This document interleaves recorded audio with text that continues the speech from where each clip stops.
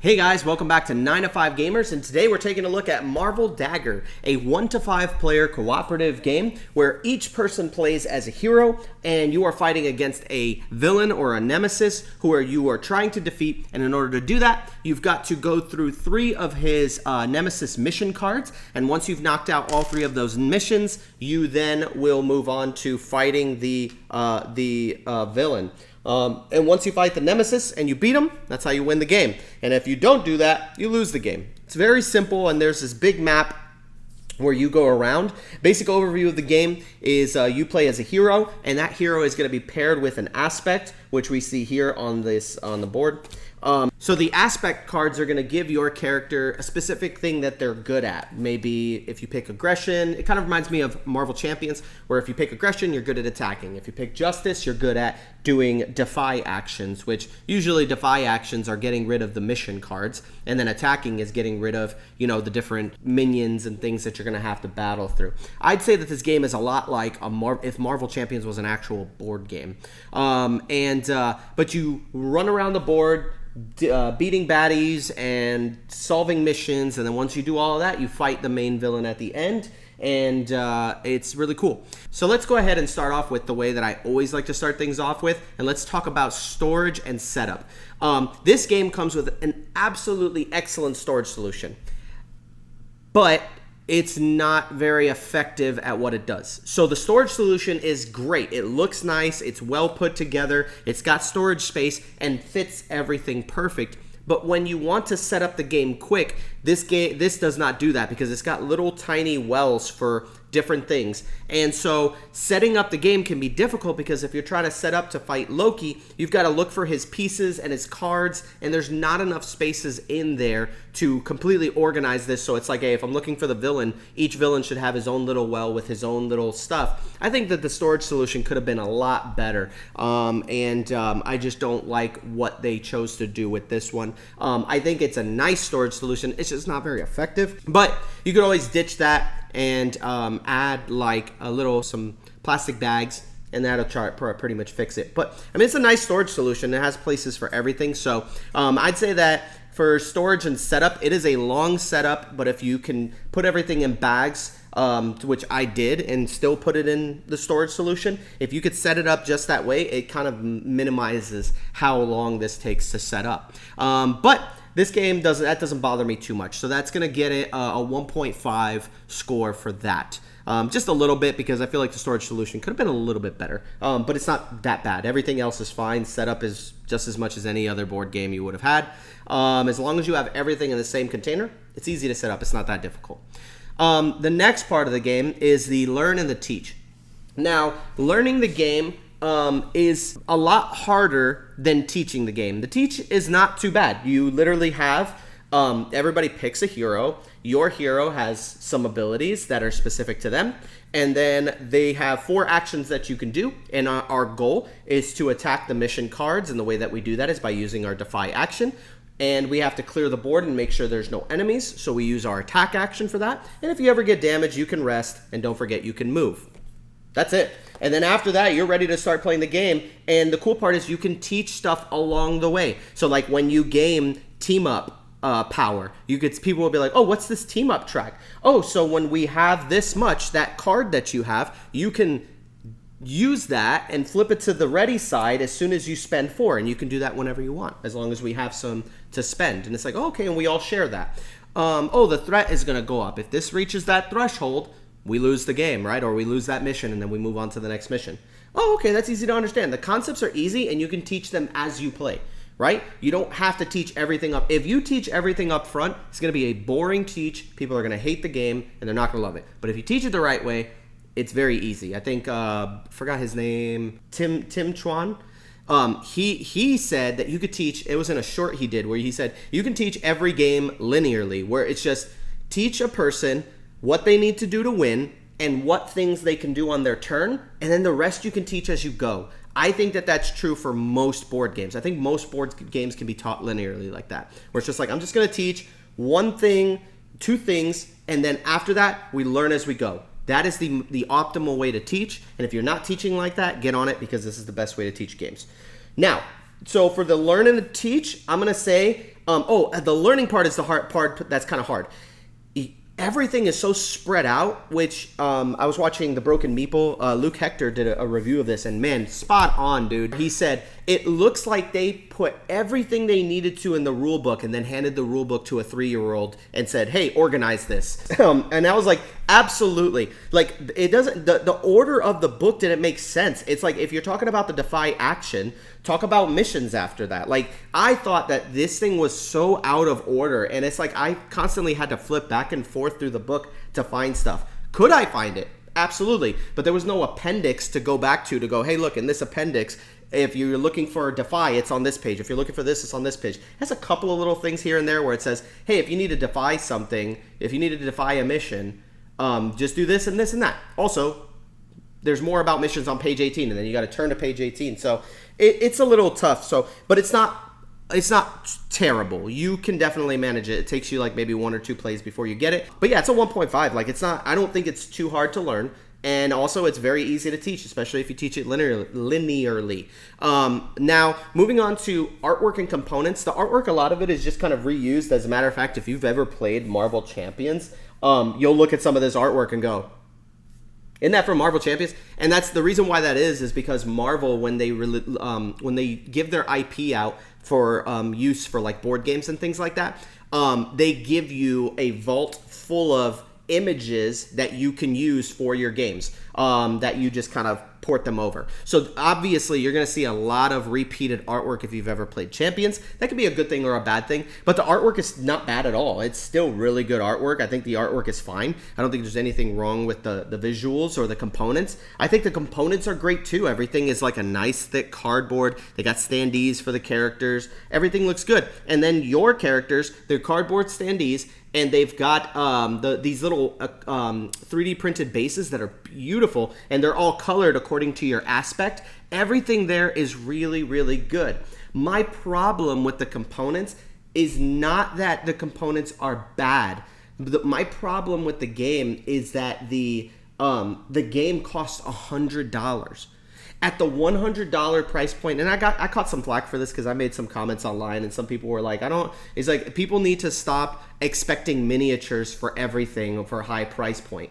I'm paying $100 for this game, and you're going to give me cardboard standees? Like, Vagrant Song is maybe, what, 60, 70? At least they sprung for acrylic standees. Why couldn't they do that? Like, how much did these bases actually cost to print? It's just cardboard pieces. There's cards, and the cards aren't like crazy quality card stock. They're good card stock. The bases are normal bases. The board, maybe I could see you costing a little bit because this is a really nice board. But I'm like, where did all that money go? It didn't go to the insert. It didn't go to the dice. I don't think anything here is such high quality that it should cost $100. I think a big portion of that is probably because it's Marvel. It's good. But I had trouble when this game first came out. When I saw what it looked like and I saw that it was cardboard, I immediately said, why is this game $100? If you can find this game for 60, 70, buy it. It's good. $60, I think is fine. Yeah, man, like if it had miniatures or the acrylic standees, then I would have been like, okay, this was worth it because those acrylic standees are beautiful. But you didn't get that. And I just think that that's part of the issue of this game, is that the price point doesn't warrant the artwork and the components you get. Artwork is fine. It's the component quality. Component quality is just fine. But it's not terrible. Like, I don't want to sit here and complain like this is the worst component quality in a game. Not at all.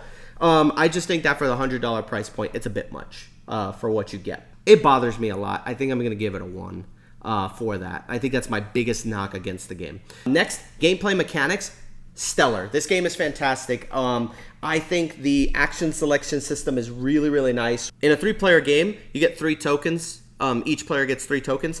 You have 2 standard tokens, which are gray. You have 1 boosted token, which is the color of the aspect. So it's like these tokens will let you do your normal actions of moving, fighting, defying, resting, stuff like that. But the boosted version, if you use a boosted token, it's going to give you a boosted version of that action. So, for example, for aggression, the aggression aspect lets you boost your movement. So, like, a regular move is just move 1 space. But if you boost it, you move 2 spaces, and you do 1 damage to enemies in every space you leave and enter into. So you could sit there and just stomp out people by doing damage while you move. Not to mention that you can boost your fighting, and the two that you can boost, if you look at it, has like a yellow border around it. Those are the ones that can be boosted. The ones that are gray bordered can't be boosted. And so you know what you can boost and what you can't. Everything is great. Each character has their own like abilities that they come with, that you can use when you are empowered, which is a game mechanic. I'm not going to talk about what it does, but you can kind of learn that on your own. But when you're empowered, you get these like boosts that you can do that make you do some crazy stuff. Not to mention you get these 2 cards that you can use your charge ability, the ability to charge when you rest. You can actually charge up these actions, flip them over, and reuse them, which I thought was super, super cool. You get those two abilities. You get an ability that you have to do a whole side mission to unlock, and once you do that side mission and you unlock it, you can get this ability, which is usually really, really strong. And it's really cool. It's got player aids, which I should have probably talked about that in the component. The player aids are okay. Then you probably need a better one than that. But I think they function well. Oh, the mission cards are cool. I think the way the mission cards work, where you just flip it over, it kind of read the text and it tells you, hey, look, this is what you need to do to beat this mission. This is how much defy you have to put into this thing. This is if it tells you if an enemy spawns, where you need to place it. The way that the enemy works is that you just kind of you add threat, which is on this threat track at the top of the board, and if it reaches that threshold, you'll obviously lose that mission, but then you keep going. One of the things I liked about the game, which I'm going to get back to this, I just hit a sidebar, but one of the things I liked about the game is kind of has this system that Ultray had. Ultray had a system where there's these 3 missions that you have to, objectives you have to complete, and if you complete them, they make the boss easier that you have to fight at the end of the scenario. I love that. And if you don't complete them by the end of the scenario, it makes the boss harder to beat. And that's one of the cool things I liked about this, is that these missions, once you're completing them, you don't necessarily have to complete them. If you don't, it's just going to make the villain a little bit tougher to beat. But if you do, it makes the villain easier to defeat, which I thought was a really cool mission. I don't know if they borrowed that from Ultray or if that was just an original concept that they thought of, but Ultray did have that mechanism in place, and I thought it was really nice. I think all of the people feel pretty thematic on what they do. Their abilities are really interesting. Like Spider-Man, for example, he can, when an enemy spawns nearby, which is like in his space or an adjacent space, he kind of webs them up and he makes them primed. So when you do fight them, you can add an additional success to your rolls. All the combat and everything is done with dice rolls. The dice are pretty well balanced. Attacking has it's an 8-sided dice. Attacking has 3, defy has 2, attack has 2, and then there's 1 wild. The wild symbol can count as anything you want it to, and also when you roll a wild, you can actually trigger the ability of the Dagger facility in your region. And so like Wakanda, for example, will empower 1 hero. So if you were to roll a wild in one of your attempts, you will trigger that Wakanda power if you're in that region. Or if you're in the region with New York, you gain a team up. If you're in the region with Atlantis, you get to recover or charge. Madripoor lets you prime an enemy. So it's pretty cool, man. And if the Iliad's in place, you can just do a damage to somebody in your region, which is cool. So there's a lot that's going on in this game. There's a lot to this game, and there's a lot of good that I like. I don't think there was anything in this section that maybe I don't like as far as gameplay mechanics go. The only thing I would say is that this game suffers from the same issue that Marvel Champions does, and that's that you only want to play this at 1 or 2. Like, this is a solo or a 2-player game. Me and my wife were playing, and we didn't even get to finish the game before she was like, I'm done. And, you know, and I could see that. I could read the room and go, I know she's not really having a good time, and she's suffering through, like, the end game of this. She was having a little bit of fun towards the beginning. Like, it was like, okay, I get this is easy. It's cool. Oh, man, yes, we did that. That's cool. And but then after a while, it just kind of overstayed its welcome, and we didn't even get to really finish that game. But I've played it numerous times already. But when I play with my wife, she just could not get through the whole thing of it. And that's because this is a 3 to 4 hour game. It literally says it on the box. I will appreciate the fact that they put it on the box that it's going to be 3 to 4 hours, and they didn't do what most companies do. Because that's the thing. I've heard a couple of reviews of the game, and people are like, this game overstays its welcome. It's 3 to 4 hours. And one of the things that most companies get grilled for is that they get grilled for putting, oh, this game takes 60 minutes to 90 minutes. and then that game takes 3 hours. And then they get grilled because it's like, oh, you should have put the correct time on the box. These guys put the correct time on the box, but then everybody has a problem with that. I just don't think that that's okay. I think there's a double standard there. It says 3 to 4 hours on the box. If you're not willing to commit that type of time, don't buy the game. Don't buy the game and then complain how long it takes. It says it on the box. It's the first time they get this right. Right? Now, I will say, if you play it at 2 people, it'll go a lot quicker. It's actually not that long. Or maybe for your first game, it'll take that long, but you can definitely knock this game out a lot faster than that. Another thing that I thought was kind of pointless was these first strike cards. This first strike card is the card that you use for setup, and then you have to actually thwart it to get it out. That takes a whole round of play. Why did you add these? What I think you should do with these, just a house rule, use it for setup, and then just get rid of it. Just get rid of it. It doesn't make any sense. Just get rid of this card. Like, don't even use this. Use it to set up and go straight for the actual enemy missions. This will shave off about 30 to 45 minutes of your game because it doesn't make sense. Like, it'll take you 2 rounds to complete this thing because you can't complete it in 1 round. Like, for example, this one says, when an enemy is defeated, place progress on this mission equal to the power of that enemy. So if I beat the one thing that spawns in at the beginning is a low tier enemy who has only 1 power, so then I have to beat 2 of those, and that's the only way to add, progress tokens on here. This is so pointless. Take that out of the game, cut off 45 minutes off the game, right? But yeah, 3 to 4 hours can be taxing for some people. Just don't play the game. I think that 3 to 4 hours is fine. I think it's fun all the way through. My wife obviously doesn't like it, but I loved it. And I don't want to take points off for that. I don't think that that's fair. But I will say that at 4 to 5 players, it will take a very long time. And if you're not willing to play that, then just play it at 1 or 2, right? And you should be good.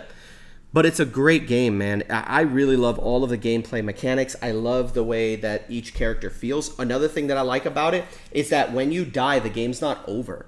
Like, for example, I was playing as Black Panther, and then when I get knocked out, I am now Shuri, right? Like, each character has a front and a back to it, and the back character, you can play as either of them. Like, you could start the game as Shuri, and then if you die, you become Black Panther. And then this aspect card will flip over to the shattered side, and the only difference between the shattered side and this side is that this side has a little thing that says if you're defeated, that's the end of the game, right? If you get defeated. You have 1 turn to beat the boss, and if you don't, then the game is over. But that's so cool. I think that mechanic is so cool where it's like, and it feels so comic accurate because like my wife was playing as Miles Morales, and then she got knocked out. She's like, I got knocked out. She's like, now I'm Spider-Man. And then I was like, yeah, so think of it like Miles dies, and so Spider-Man comes in, and he's like, I've got to take revenge for my fallen ally. And then she was like, dude, that makes sense with Black Panther, because I was playing as Black Panther, and when T'Challa died, Shuri became the Black Panther. And I was like, it's thematic. You know what I mean? Like, that's a cool way to look at it. When Thor dies, Jane Foster comes in, or if you're Jane Foster and she dies, then the Thor comes in to rage and take out the enemy. So I thought that was so cool, man. That is a really cool concept by itself. I really do wish they would have had Bucky Barnes in the game, though, but because they had Sam Wilson Falcon, which I thought was cool. But I was like, bro, honestly, Bucky Barnes would have just felt more thematic there. You know what I mean? Where it's like you play as Bucky, and then Bucky dies, and then Captain America's just ticked off, or maybe Cap dies and Bucky comes in. He's like, no, I'm going to take over. I thought that was pretty cool. But yeah, there's a lot of great things to this game. Defeating the enemy is very interesting. The enemy has his own little abilities that trigger based off of a card, and that's how easy the game is. How do you run the enemy's turn? Check the threat, add threat to the threat threshold. Now check the nemesis card that you're currently trying to beat. Did you beat it? No. If you didn't, then did you lose? No? Okay, skip this phase and go on to the next one, which is just this one, which you draw a card, you read the text, do what it says, and then you've got little symbols on the side that tell you what to do. That's simple. As long as you know what you're doing, it's really easy, man, to run. Now, the things that happen are complex. A lot of the stuff can be difficult, but it's not like impossible to deal with, and it's really, really good, man. And I feel like it's the right difficulty. It doesn't feel too hard. It doesn't feel too easy. There's a lot going gameplay mechanic wise that is just great about the game. 2 points. And then the final thing, replayability, fun factor, theme. It's Marvel themed, fantastic. Fun factor, I have a blast playing this game. This game feels like Marvel Champions, but without all of the, I have to construct a deck, and then I have to put that deck together, and then I'm going to be playing two-handed, so I'm going to construct another deck. I got to make sure that I cover all my things. I got to make sure I have enough thwart. I got to make sure I have enough attack. And for this one, it's just kind of like, okay, we just need a justice player, and we need an aggression player. All right, let's do this. And solo, I could run 3 characters. I could run 3 characters at the same time because of how easy it is. You just go like this. Literally, this is your turn. My turn? Okay. I'm going to defy. That's 2. Your turn. Right? Like, that's how quick it is. I love quick, snappy turns. Turns where you don't have to break your brain and think for 1,000 things that you're trying to do. This game's great, man. It's fantastic. I love it. And then last but not least, replayability. The game box comes with 10 heroes. 10 heroes. Which, actually, no. There's 10 cards. That's 10 heroes. And each card has 2 heroes on it. There's 20 heroes you can choose from. 20 heroes. So, but you only get 4 villains. Now, those 4 villains are, if it's a 3 to 4 hour game, you're not gonna play this back to back to back and run out of content. You're going to play Loki, you may lose against him, and you might want to rematch him later on. And then you've got Red Skull, you've got Thanos, you've got Ultron, you've got a lot of tough villains out there to beat. And then they bring in different nemesis that you can bring in, like Taskmaster, who is pretty cool because thematically he's very interesting because the amount of damage you do to him, he does it back to you, which fits perfectly with what Taskmaster does because he's got that photographic memory, or it's not photographic, photo reflective, I forgot the name of it. But he can literally just memorize fighting moves and then counter your fighting moves and also do them back to you. It's really good. So replayability is great on this game. There's a ton of replayability because not only can you, it's like, oh, I already beat Loki, so I don't need to fight him again. No, you can with different characters, and that makes the game interesting. I'd say that they need to create an expansion for this. The expansion's got to add some stuff that's going to reduce the time of the game so that some people will be a little bit more interested because not everybody's interested in 3 to 4. That's what's going to make this game not sell. The price point needs to go down. Obviously, they need to make a cheaper version. If they make an expansion, they need to add more villains. I would love an expansion that just comes with like a story or a campaign that you play through, and it's got the comic books that they did with like Marvel Champions, and it adds like an actual campaign element. I would buy an obscene amount of content for this game if they continue to support it. My feeling is that I think Fantasy Flight is going to abandon this game. I don't think Fantasy Flights is going to support this game. And I think the reason why is because I don't think it got the reception it deserved. And honestly, it's the price point. $100 board game is a lot of money. You can buy right now for $70, you can buy Baldur's Gate 3. And you can get, I think my playthrough of that game right now is at 90 hours of play. I would have to play this game 30 times to get 90 hours of play out of it. And this is $100. Like, your cost per play needs to be low. And this game is just way too expensive. And I think because of that, it didn't get a good reception. A lot of people didn't buy it.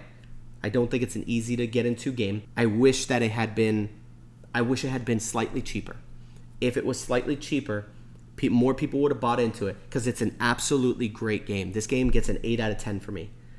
And that is it's an 8 out of 10. Is that a silver lunchbox? It gets a silver lunchbox up in the corner. It's an 8 out of 10. It's great. But man, they needed to support this game. If they supported this game, I would buy all the content for that. But I know they're not. Oh, I get the feeling they're not. But Fantasy Flights, if you ever watch this, support this game, man. It's good. You have something good here.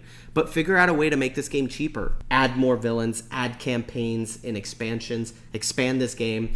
This game gets compared a lot to Eldritch Horror, the board game. Never played that game, so I can't tell you my comparison. But from what I've heard from other content creators, it feels like it has elements of it, but feels like a completely different game. But it does feel basically like that. And that game got a ton of support. I hope this game gets the same level of support because I will buy that content. So Fantasy Flights, if you're listening, send that content. As a matter of fact, if you need play testers, send me the prototypes so I can check it out for you guys, and I'll let you know what kind of improvements you can make because I absolutely love this game. It's an 8 out of 10, and I want to continue to play it. But a couple things wrong with it. It takes too long. The rulebook is a little bit messy. The storage solution was a little suboptimal. and it's just too expensive for what you get, right? But apart from that, man, thank you guys for tuning in. Hope you enjoyed this review. Hopefully it wasn't too long, but I'll try to edit out some of that stuff. So don't forget, like, comment, and subscribe, and check out my memberships that are awesome because you get early access to videos and exclusive content just for you guys. But anyways, check you guys out later. Peace out. Deuces. Marvel Dagger.